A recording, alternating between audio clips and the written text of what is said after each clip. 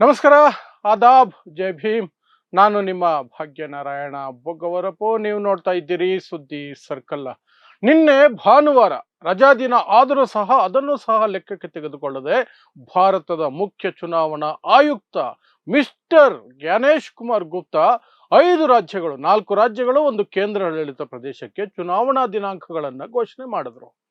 ಆದರೆ ಅದಾದ ನಂತರ ಬರ್ತಿರುವಂತಹ ಪ್ರಶ್ನೆ ಏನು ಅಂದ್ರೆ, ಆ ಚುನಾವಣೆಗಳ ಘೋಷಣೆಯ ಒಂದು ಸುದ್ದಿಗೋಷ್ಠಿಯಲ್ಲಿ ಈ ಜ್ಞಾನೇಶ್ ಕುಮಾರ್ ಗುಪ್ತಾ ಕೂತ್ಕೊಳ್ಳುವಂತಹ ಅರ್ಹತೆ ಉಳಿಸಿಕೊಂಡಿದ್ದಾರಾ ಅನ್ನೋದು ಒಂದು ಪ್ರಶ್ನೆ. ಆದ್ರೆ ನೈತಿಕತೆ ಇದೆಯಾ ಅನ್ನೋದು ಇನ್ನೊಂದು ಪ್ರಶ್ನೆ ಆಗುತ್ತೆ. ಯಾಕೆ ಅಂತ ತಿಳಿಸ್ತೀನಿ. ಅದ್ರ ಜೊತೆಗೆ 5 ರಾಜ್ಯಗಳು, 4 ರಾಜ್ಯ, ಒಂದು ಕೇಂದ್ರಾಡಳಿತ ಪ್ರದೇಶದ ದಿನಾಂಕಗಳೇನು, ಅವುಗಳ ಫಲಿತಾಂಶಗಳು ಯಾವತ್ತು ಬರುತ್ತೆ, ಅದರ ಬಗ್ಗೆಯೂ ಸಹ ಒಂದಷ್ಟು ಮಾಹಿತಿಯನ್ನು ಕೊಡ್ತೀನಿ. ಮೊದಲಿಗೆ ಜ್ಞಾನೇಶ್ ಕುಮಾರ್ ಗುಪ್ತಾ ಅನ್ನುವಂತಹ ವ್ಯಕ್ತಿಯ ವಿರುದ್ಧ ಈ ದೇಶದಲ್ಲಿ ಬಿಜೆಪಿ ಮತ್ತು NDA ಮಿತ್ರ ಪಕ್ಷಗಳನ್ನು ಬಿಟ್ಟು ಇಡೀ ವಿರೋಧ ಪಕ್ಷ, ಅದು ಯಾವುದೇ ಪಕ್ಷ ಆಗಿರ್ಬೋದು, ಯಾವುದೇ ರಾಜ್ಯ ಆಗಿರಬಹುದು, ಎಷ್ಟೆಲ್ಲ ಆರೋಪಗಳನ್ನು ಮಾಡ್ತಾ ಇದೆ ಅಂದ್ರೆ ಆ ವ್ಯಕ್ತಿಗೆ ಆ ಸ್ಥಾನದಲ್ಲಿ ಕೂರುವಂತಹ ಅರ್ಹತೆ ಲವಲೇಶ ಸಹ ಇಲ್ಲ. ಆದರೆ ನಾಚಿಕೆ ಮಾನ ಮರ್ಯಾದೆ ಬಿಟ್ಟು ಆ ವ್ಯಕ್ತಿ ಆ ಸೀಟು ಬಿಟ್ಟು ಕೊಡ್ತಿಲ್ಲ. ಯಾಕೆ ಅಂತಂದ್ರೆ ಆತನಿಗೆ ಮೋದಿ ಸರ್ಕಾರದ ಆಶೀರ್ವಾದ ಇದೆ, ಮೋದಿ ಆಶೀರ್ವಾದ ಇದೆ, ಅಮಿತ್ ಶಾ ಬೆಂಬಲ ಇದೆ. ಹಾಗಾಗಿ ತಾನು ಏನೇ ಆದರೂ ಆ ಸೀಟು ಬಿಟ್ಟುಕೊಡೋ ಮಾತಿಲ್ಲ. ಅಥವಾ ವಿರೋಧ ಪಕ್ಷಗಳು ಮಾಡುವಂತಹ ಟೀಕೆಗೆ ಉತ್ತರಿಸುವಂತಹ, ಕೇಳುವ ಪ್ರಶ್ನೆಗಳಿಗೆ ಉತ್ತರಿಸುವಂತಹದ್ದು ಸಹ ನನ್ನ ಜವಾಬ್ದಾರಿ ಅಲ್ಲ ಅನ್ನುವ ಕೀಳು ಮಟ್ಟಕ್ಕೆ ಜ್ಞಾನೇಶ್ ಕುಮಾರ್ ಗುಪ್ತಾ ಇಳಿದಿದ್ದಾಯ್ತು.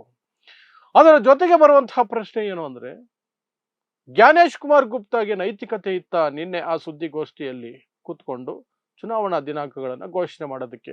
ಇನ್ನಿಬ್ರು ಚುನಾವಣಾ ಆಯುಕ್ತರಿದ್ರಲ್ಲ, ಅವರಲ್ಲಿ ಒಬ್ರು ಯಾರಾದರೂ ಆ ಸುದ್ದಿಗೋಷ್ಠಿಯನ್ನು ನಡೆಸಿ ಮಾಡಬಹುದಿತ್ತಲ್ಲ ಅನ್ನುವಂಥ ಪ್ರಶ್ನೆ ಇದೆ. ಯಾಕೆ ಅಂತಂದ್ರೆ, ಸದನದಲ್ಲಿ ಈ ವ್ಯಕ್ತಿಯ ವಿರುದ್ಧ, ಜ್ಞಾನೇಶ್ ಕುಮಾರ್ ಗುಪ್ತಾ ವಿರುದ್ಧ ಇಂಪೀಚ್ಮೆಂಟ್ ನೋಟಿಸ್ ಜಾರಿಯಾಗಿದೆ.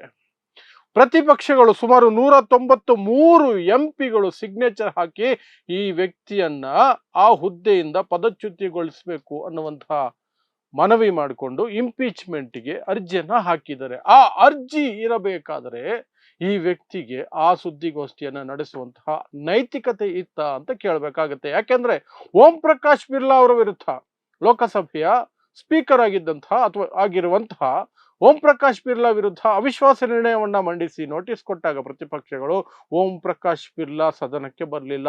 ಅದರ ಮೇಲೆ ಚರ್ಚೆಗಳು ಮುಗಿದು, ವೋಟಿಂಗ್ ಮುಗಿದು, ಪ್ರತಿಪಕ್ಷಗಳಿಗೆ ಸೋಲಾದ ನಂತರ, ನಂಬರ್ ಗೇಮ್ ಅಲ್ಲಿ ಸೋಲಾದ ನಂತರ, ಆ ನಂತರವೇ ಓಂ ಬಿರ್ಲಾ ಆ ಸ್ಥಾನಕ್ಕೆ ಮತ್ತೆ ವಾಪಸ್ ಬಂದಿದ್ದು. ಅದೇ ರೀತಿ ಇಂಪೀಚ್ಮೆಂಟ್ ನೋಟಿಸ್ ಅನ್ನ ಜ್ಞಾನೇಶ್ ಕುಮಾರ್ ಗುಪ್ತಾ ವಿರುದ್ಧ 193 MP ಸೈನ್ ಮಾಡಿ ಕೊಟ್ಟಿದ್ದಾರೆ. ಎರಡೂ ಸದನಗಳಲ್ಲಿ ಅದು ಪೆಂಡಿಂಗ್ ಇದೆ, ಲೋಕಸಭೆಯಲ್ಲಿ, ರಾಜ್ಯಸಭೆಯಲ್ಲಿ. ಹಾಗಿರಬೇಕಾದ್ರೆ ಆ ವ್ಯಕ್ತಿಗೆ ಏನಾದರೂ ನೈತಿಕತೆ ಉಳಿದಿದೆಯಾ? ಬಂದು ಕೂತ್ಕೊಂಡು ಆ ಸ್ಥಾನದಲ್ಲಿ ಕೂತ್ಕೊಂಡು ಯಾವ ಸ್ಥಾನನ ಅವರು ದುರುಪಯೋಗ ಪಡಿಸ್ಕೊಳ್ತಿದ್ದಾರೆ, ಅಥವಾ ಆಡಳಿತ ಪಕ್ಷಕ್ಕೆ ಪೂರಕವಾಗಿ ಕೆಲಸ ಮಾಡ್ತಿದ್ದಾರೆ, ಆಡಳಿತ ಪಕ್ಷದ ಪರವಾಗಿ ಕೆಲಸ ಮಾಡ್ತಿದ್ದಾರೆ, ಆಡಳಿತ ಪಕ್ಷದ ಭಾಗವಾಗಿ ಕೆಲಸ ಮಾಡ್ತಿದ್ದಾರೆ, ಬಿಜೆಪಿಯ ಭಾಗ, ಬಿಜೆಪಿ ಪರ ಅಂತ ಆರೋಪಗಳಿರ್ಬೇಕಾದ್ರೆ, ನರೇಂದ್ರ ಮೋದಿಯ ಚಮಚ ಅನ್ನುವಂತಹ ಆರೋಪಗಳಿರ್ಬೇಕಾದ್ರೆ, SIR ಹೆಸರಿನಲ್ಲಿ, ಇನ್ಯಾವುದಾವುದೋ ಹೆಸರಿನಲ್ಲಿ ಮತದಾರರ ಪಟ್ಟಿಯಲ್ಲಿ ಗೋಲ್ಮಾಲ್ ಮಾಡ್ತಿದ್ದಾರೆ ಅನ್ನುವಂತಹ ಆರೋಪಗಳಿರ್ಬೇಕಾದ್ರೆ, ಪ್ರತಿಪಕ್ಷಗಳು ಇಡಿಯಾಗಿ, ಎಲ್ಲ ಪ್ರತಿಪಕ್ಷಗಳು ಯಾವ ರಾಜ್ಯದಕ್ಕೆ ಹೋಗಿ, ಯಾವ ಪ್ರತಿಪಕ್ಷದ ಬಳಿಯೇ ಹೋಗಿ ಒಂದೇ ಮಾತು, ಜ್ಞಾನೇಶ್ ಕುಮಾರ್ ಗುಪ್ತಾ ಬಿಜೆಪಿಯ ಏಜೆಂಟ್, ಬಿಜೆಪಿ ಪರ ಇರುವಂತಹ ವ್ಯಕ್ತಿ, ಆ ವ್ಯಕ್ತಿ ಇಡೀ ದೇಶದ ಚುನಾವಣಾ ವ್ಯವಸ್ಥೆಗೆ ಕಪ್ಪು ಚುಕ್ಕೆ ಅಂತ ಹೇಳ್ತಿರ್ಬೇಕಾದ್ರೆ ಈ ನೈತಿಕತೆ ಇದೆಯಾ?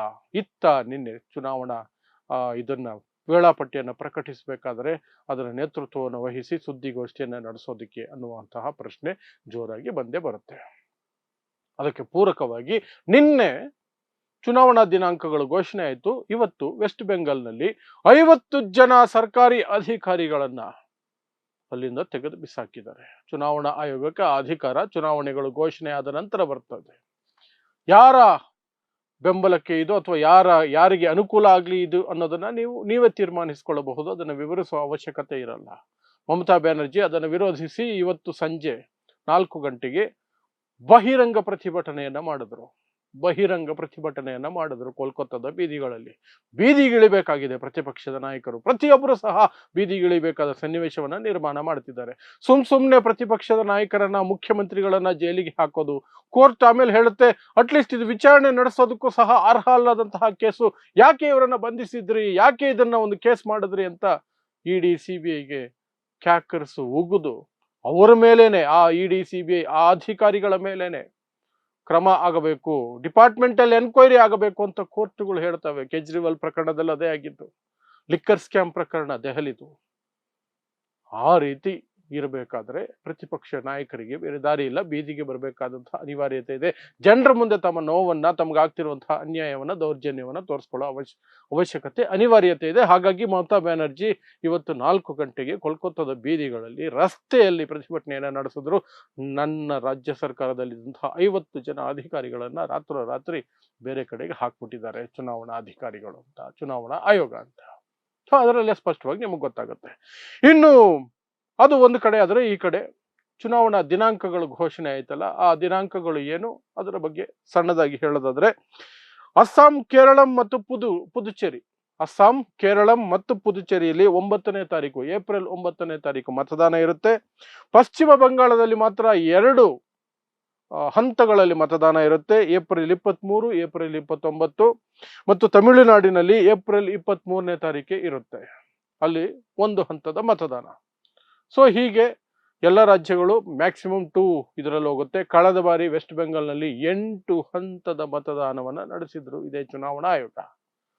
8 ಹಂತದ ಚುನಾವಣೆ. ಈ ಬಾರಿ ಕೇವಲ 2 ಹಂತದ ಚುನಾವಣೆ. ಸೊ ಅದೆಲ್ಲ ಮುಗಿದ ಮೇಲೆ 4ನೇ ತಾರೀಕು, ಮೇ 4ನೇ ತಾರೀಕು ಫಲಿತಾಂಶಗಳು ಪ್ರಕಟ ಆಗ್ತವೆ. ಸೊ ಯಾವ ರಾಜ್ಯದಲ್ಲಿ ಯಾರ್ದು ಮೇಲ್ಗೈ ಇದೆ ಅದರ ಬಗ್ಗೆ ಈಗಷ್ಟೇ ಇನ್ನೂ ಒಪಿನಿಯನ್ ಪೋಲ್ಸ್ ಅದು ಇದು ಬರೋದಿದೆ. ಅದು ಬಂದ ನಂತರ ನಿಮ್ಮ ಮುಂದೆ ಅದರ ಕುರಿತಾದಂತಹ ಒಂದು ವಿಶ್ಲೇಷಣೆಯನ್ನು ಮಾಡುವ ಪ್ರಯತ್ನವನ್ನ ಖಂಡಿತ ಮಾಡ್ತೀನಿ. ಸೊ ಇದಿಷ್ಟು ಜ್ಞಾನೇಶ್ ಕುಮಾರ್ ಗುಪ್ತಾ ನಿನ್ನೆ ಭಾನುವಾರ ರಜಾ ದಿನ ಆದರೂ ಸಹ ಒಂದು ಸುದ್ದಿಗೋಷ್ಠಿ ನಡೆಸಿ 5 ರಾಜ್ಯಗಳು, 4 ರಾಜ್ಯಗಳು, 1 ಕೇಂದ್ರಾಡಳಿತ ಪ್ರದೇಶಕ್ಕೆ ಚುನಾವಣಾ ದಿನಾಂಕಗಳನ್ನು ಘೋಷಣೆ ಮಾಡಿದರ ಹಿನ್ನೆಲೆಯಲ್ಲಿ ಆ ವ್ಯಕ್ತಿಗೆ ಆ ಅರ್ಹತೆ ಉಳಿದಿದೆಯಾ ಮತ್ತು ನೈತಿಕತೆ ಇದೆಯಾ ಅನ್ನೋ ಪ್ರಶ್ನೆಯ ಬಗ್ಗೆ ನನ್ನದೊಂದಷ್ಟು ವಿಶ್ಲೇಷಣೆ. ಸೊ ಇಂತಹದೇ ವಿಶೇಷ ಸುದ್ದಿಗಳಿಗಾಗಿ ನೋಡ್ತಾ ಇರಿ ಸುದ್ದಿ ಸರ್ಕಲ್. ನಾನು ನಿಮ್ಮ ಭಾಗ್ಯನಾರಾಯಣ ಬೊಗವರಪು.